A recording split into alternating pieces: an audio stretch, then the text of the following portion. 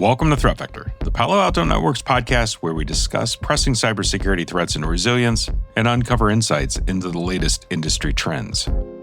I'm your host, David Moulton, Director of Thought Leadership for Unit 42. If you've been following the tech news lately, you've probably heard of DeepSeek. This new large language model, or LLM, has been making waves, touted as a potential game changer in the world of AI. It's faster, cheaper, and even open source, which has everyone from tech enthusiasts to major companies buzzing about the possibilities.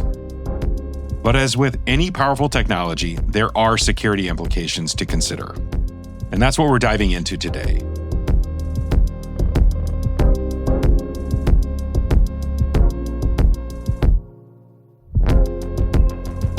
Our Unit 42 threat researchers have been putting DeepSeek to the test, specifically looking at how vulnerable it is to a technique called jailbreaking. To help us unpack this critical topic, I'm joined by two experts from Palo Alto Networks Unit 42. Sam Rubin, SVP of Unit 42 Consulting, and Kyle Wilhoit, Director of Threat Research. Gentlemen, welcome back to Threat Vector. Great to be here, David. Great to be here, David. Kyle, let's start with you. You led the research on DeepSeek. What raised the red flags for you and your team? And what made you want to dig deeper into its security, especially when it comes to jailbreaking?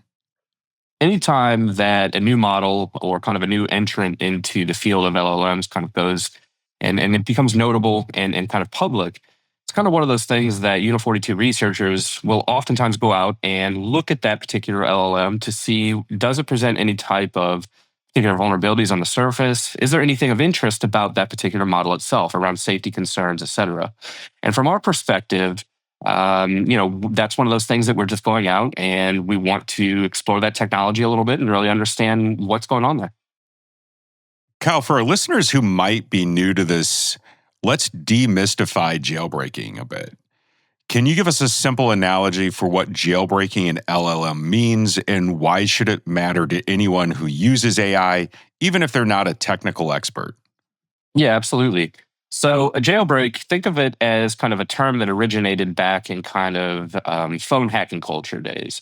And it's really, from a high level, a mechanism or a method to be able to bypass safety guardrails that are inherently built in and trained into large language models.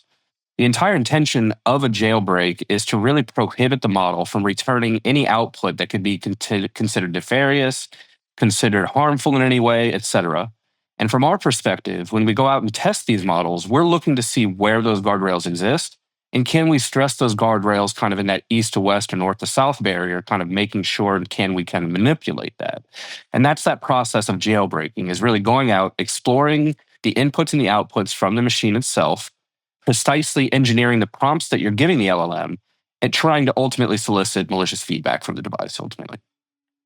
Your team put DeepSeek through the ringer with not one, but three different jailbreaking techniques: bad Likert Judge, crescendo, and deceptive delight.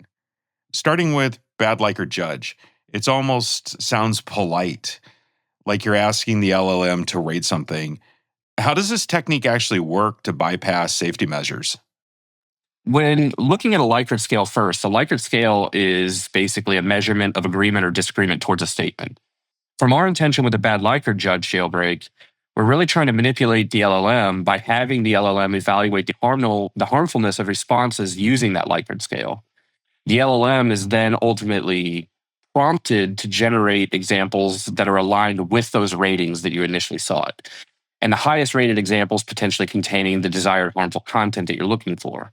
So from our perspective, when we're feeding that LLM, we're trying to feed it a list of two different scores and asking the LLM basically to come back to us with a rating and also with relevant information related to those two scores. And at that point, the LLM will oftentimes drop its guardrail because it truly is trying to understand and rate its scoring system based on a Likert scale. So it really is not thinking in terms of, hey, I'm going to prompt and give you malicious information, such as how to create a spear phishing message. Instead, it says, oh, I am merely going to provide you information on score 2 of the Likert scale. So it's you're removing the guardrails that exist inside of the system, to be able to go out and give you that output that you're looking for. So that's the bad Likert side. And with the bad Likert Judge, you were able to get DeepSeek to reveal some pretty sensitive stuff, like creating keyloggers and even some phishing emails. Was that as simple as asking nicely, or did you have to get creative on those prompts to nudge it in the wrong direction? Yeah. So you have to really kind of get creative ultimately, right? Jailbreaking is the act of really trying to convince the LLM to give you that information. So there's not like a magic keyword you can give the LLM that's going to just post out the information. So it is kind of a process of massaging your prompts. But to your point, I mean, that's exactly right. We were definitely able to, really generate some what we would consider harmful content. And that ranges everything from, a keylogging script to exfiltration scripts, all the way down to, grammatically accurate spear phishing a message text. Realistically, we were able to do anything and act as and use kind of, this LLM specifically as kind of our own agent if we were a cyber criminal, meaning we could use this as a co-pilot ourselves if we wanted to really enhance our code, to help further in any type of social engineering attack, those types of things. So yeah, absolutely. Kyle, is there any way to understand if threat actors are already using jailbreaking techniques on an LLM like DeepSeek to speed up their attacks? So we don't have empirical evidence proving that. We just have evidence, or we just have our own kind of thoughts and opinions on that. There's been lots of public reports around actors misusing LLMs, specifically nation state adversaries and cyber criminals. So, we don't have explicit proof of that, but we can certainly say that, we have a very high likelihood of that. Kyle, let's talk about Deceptive Delight. How does this technique use deception to trick an LLM into generating potentially harmful content? Yeah, so Deceptive Delight is actually a jailbreak that was found via Unit 42, and it's what we call a multi-turn jailbreak. And what I mean is it bypasses safety measures by embedding unsafe topics among benign ones that contain a positive narrative. So you're trying to wrap in, any type of unsafe topic with a benign positive narrative topic at the same time. So you're basically trying to kind of swoop in malicious and nefarious content alongside the benign content that's also being generated. And you do this by first kind of prompting the LLM to create a story amongst topics that are interrelated. And those interrelated topics could be everything from a computer science student that wants to practice CTFs all the way down to that student wanting to ultimately generate malware. But the idea is to draw correlation points against 3 or more different kind of story or connecting topics, and then ultimately continuing to ask refining questions of the LLM during that deceptive daylight attack. So you're ultimately trying to refine the responses and get additional detail from the LLM for each of the responses that it poses to those questions. So it's a straightforward ability to do these types of jailbreaks, and it's still highly effective against many different LLMs. So in the research, you highlight how Deceptive Delight could be used for various attacks, from like SQL injections to creating scripts for remote access. Is it safe to assume that any LLM vulnerable to these techniques could potentially be exploited for a wide range of malicious activities? We tested a subset of malicious activities, everything from being able to, create and produce Molotov cocktails, all the way down to acting as an aid to a cyber criminal. And we were able to succeed across those tests. But, it is likely that we would be able to conduct additional testing outside of that, meaning, we only tested across a small subset of different topics. With that, we can obviously assume that it's likely, we could also jailbreak and get other additional nefarious or malicious content from the LLM. At least in our past experiences with other LLMs, that's something that we typically see, meaning once you remove and you're able to remove those guardrails, you're really able to get it to expose a lot of different varying output that could be nefarious in nature. So I'd say we don't have proof of that just because we haven't tested it thoroughly in that regard yet. But based on our previous experience with other LLMs, it's very likely that, we would be able to solicit other nefarious or malicious information, from the LLM itself.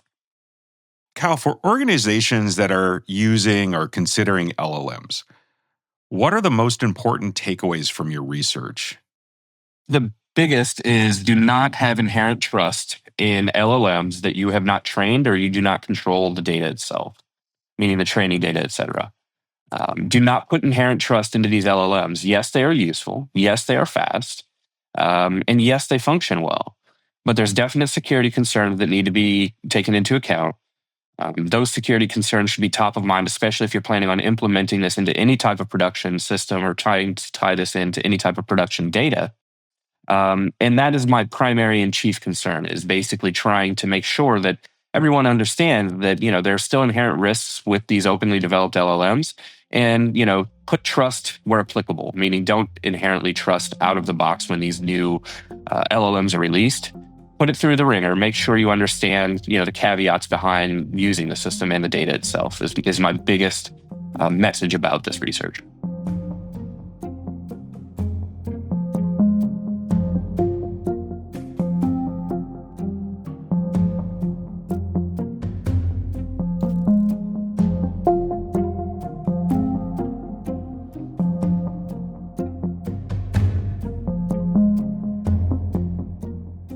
Sam, let me take it over to you. Is DeepSeek's model strong enough to entice companies to rethink their AI investment strategies? Well, first of all, there's no doubt that DeepSeek does add some pretty strong capability. But I think before companies jump into the latest and greatest, they need to really be considering security in addition to just the effectiveness of the model, right? They need to look at the data integrity and the reliability of the model itself. Where is the information going? Can you trust the systems and the security of where your data might be residing? And can you trust the output, the integrity of what's coming back? Or is it susceptible to manipulation or otherwise changing the output in a way you can't trust? What are your general impressions of DeepSeek, and is it really as good as reported? I think it's important to realize that from an innovation standpoint, this is a big breakthrough. Mark Andreessen was quoted saying, "This is the most amazing and impressive breakthrough I've seen." So from an innovation standpoint, it is a big deal. It's a big deal because for about $5.5 million, this model was trained compared to what's been said to cost $100 million to $1 billion to train similar models. That said, there's a lot of other considerations besides just the cost and capability. Security is a big part of that, and obviously at Unit 42, that's one of the things we're looking into. So, Sam, you've painted this picture, and I can imagine those problems actually manifesting. What do organizations need to do about that now so they don't end up in one of these scenarios that you've described? Right. Besides the directive to use trusted models and applications, from a security controls perspective, things like AI security posture management and AI access controls help organizations get their arms around it from a detective and technical control perspective. AI security posture management means you've got visibility into what models are being integrated into your code base across your application stack. AI access is more about what your users are doing and where they're going across your enterprise and on your network. What are the security implications of companies not fully thinking through the fact that their data is going to be flown to a Chinese company, only focusing on the cost savings? Right. So from a cost standpoint, if DeepSeek's model for use of their API costs a quarter or less of similar functionality from OpenAI, obviously a lot of businesses are going to be shifting. They're going to be shifting the models that they use to the lower cost option. And all of a sudden, instead of the data, the inputs into the model being stored, in a US-based company, our data is flowing to China. And so from a security perspective, you need to ask, is that okay? And how will that data be used? And is DeepSeek going to be a proper steward steward or custodian of our data, right? Like, are they gonna be taking care of it? And there's already been some research where there have been some exposed sensitive information coming from DeepSeek. There was a ClickHouse database that had chat history, secret keys, and other information that was already discovered just a few days after this company launched their product. Do we have a reference in history to compare what's going on with data flowing to a country that we have deep concerns about? And what were the security implications, if there is something that you'd compare this to? Well, there's obvious comparisons to what's going on with TikTok, and obviously, that's a very hot button issue on both sides. But it's similar in that we have with TikTok a very large United States-based customer base, people sharing very sensitive information, and that going to a Chinese entity. And if we think we put sensitive data into TikTok, think about what people put into chatbots, right? With LLM. People have full-on relationships with these things sometimes, and ask the most sensitive questions about their personal lives, or how business works. Like, you name it, people are putting that information into large language model prompts. I'm going to ask you a personal question. Would you ever consider using an AI platform like DeepSeek that's new or unproven, but incredibly cost effective? I think I wouldn't be candid with you if I said I wouldn't consider it. I'd absolutely, there's no doubt cost is a huge consideration, right? Am I getting something valuable for what I'm paying? And is there something that costs less that gives me equal or comparable value back? Like, no doubt about it. But before you ultimately make a decision, you have to think about it. Is my information going to be safe? And that is a big concern. So for me, being in security, doing incident response, a lot of times where we're responding to nation state adversaries coming after organizations, and China being one of the most prolific actors that we see, I would be very careful about using and putting my sensitive information into a model that resides there. Sam, how should organizations manage risk related to LLMs? Yeah, from a company or organization perspective, CISOs and security teams need to be mindful of what their employees are doing, right? And our head is in the sand if we think that they're not using LLM. Every one of your employees is either regularly using or experimenting with chat and LLM. And so you have to know, where are they going to do that? What types of information are they putting in?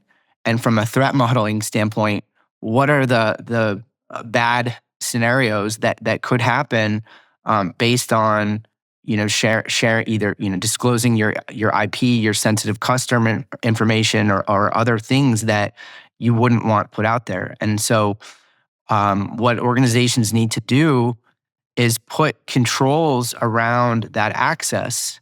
But you need to be very careful, because if you go too far, you're just pushing your employees into sort of shadow LLM use, right? Like shadow IT. They're still going to do it because you can't deny how valuable it is from a productivity or information gathering standpoint. So the balance is to do it in a way where you're controlling it, you're putting guardrails around the access, but you're not stifling it completely. Yep. I think the phrase that I've heard for the last 10 years in security is guardrails, not gates. And I think that it applies here.